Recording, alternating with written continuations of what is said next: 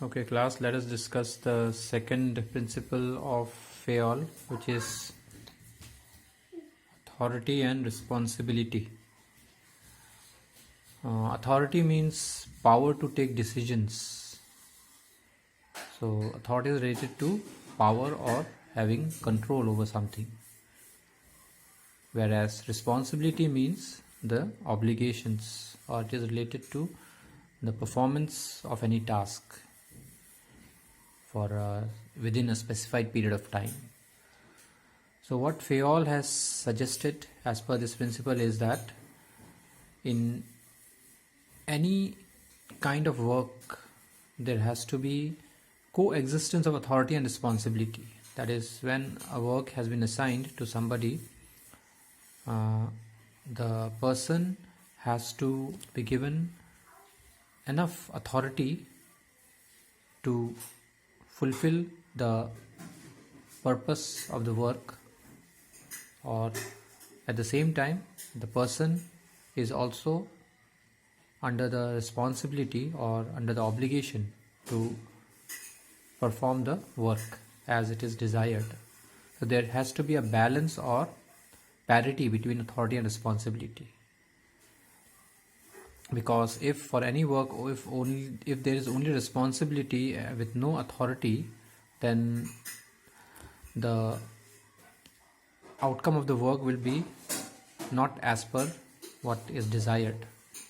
Likewise, if work will have no responsibility and only authority, that may lead to misuse of the authority. So there has to be a balance between authority and responsibility. If authority exceeds responsibility, it brings negative result. That is, if authority is more than responsibility, or if there is no responsibility at all, it will lead to irresponsible behavior towards the person who is having that authority. He may misuse the authority. On the other hand, if responsibility is given more priority than authority, then it may not lead to completing the work on time. So if responsibility is only put on a person and there's no authority given to that person or to any employer or any person who is responsible to finish a particular work, then the outcome of the work will be ineffective.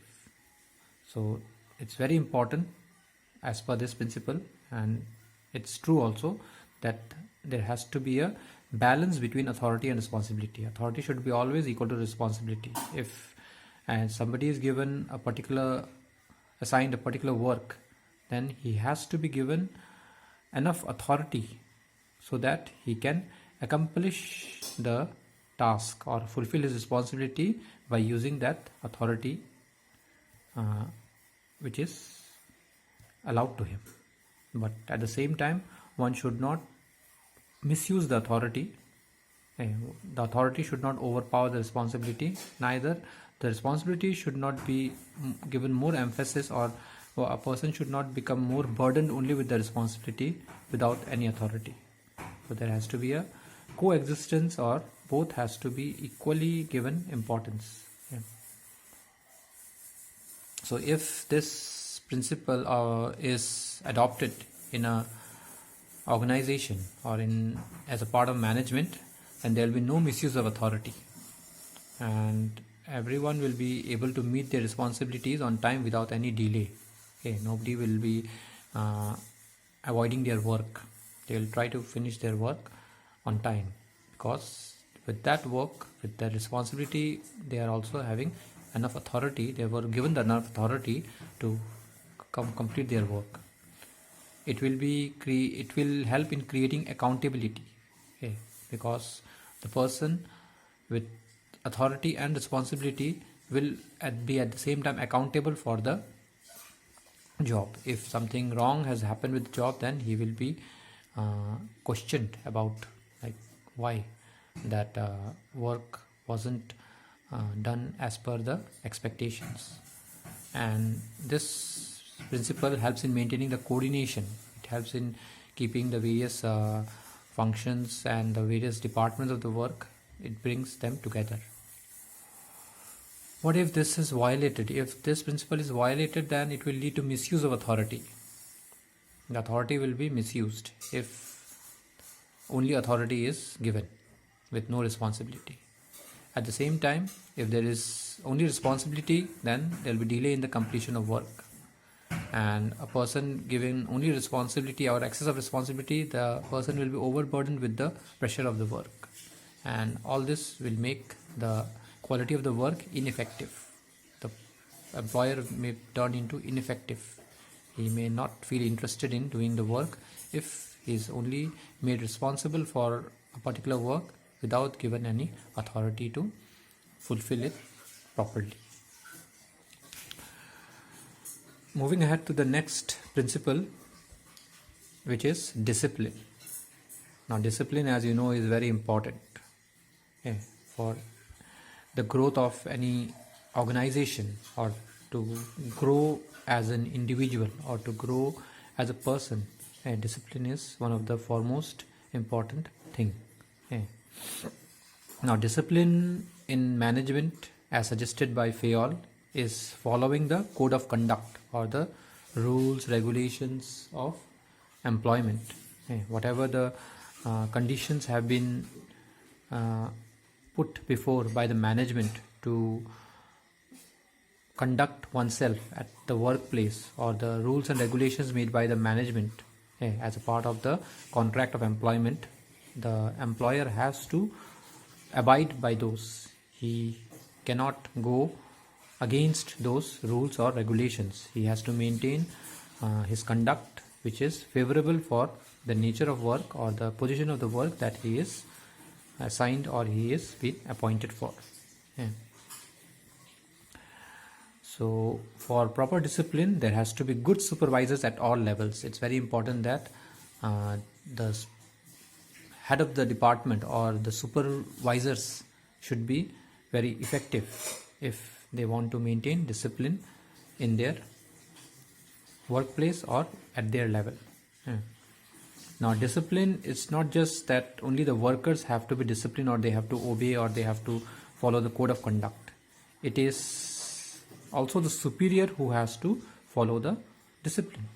So there has to be a clear and fair agreement among subordinates and superior. Both of the superior and the subordinate, they should understand that discipline is an integral part of management, and both parties, or both the various people working at different levels of management, they have to be clear about it, and there should be an agreement between them that they should go by following the discipline at the workplace. And if anyone is found violating any rule, they have to be punished equally, because the ultimate objective is to meet the commitments or to meet the goals set by the management. So in order to achieve those goals, one has to strictly follow discipline in a workplace. So if this is followed, then the advantage to the management by following discipline will be the workplace will be more systematic. It will improve the efficiency, and there will be better labor management relations. The people who are under any level of management will be able to have disciplined nature of work, and they will be in a healthy relationship between each other. The various departments or the superior subordinate will have a healthy management relation between them. And with discipline, the instructions that will be flowing through different levels of management will be more systematic. The clear-cut instructions will be conveyed to the next level of management. So discipline, if adopted in a management, will yield all these positive points for the management. But if there's no discipline, and what if there's no discipline? It will lead to disorder, confusion and chaos.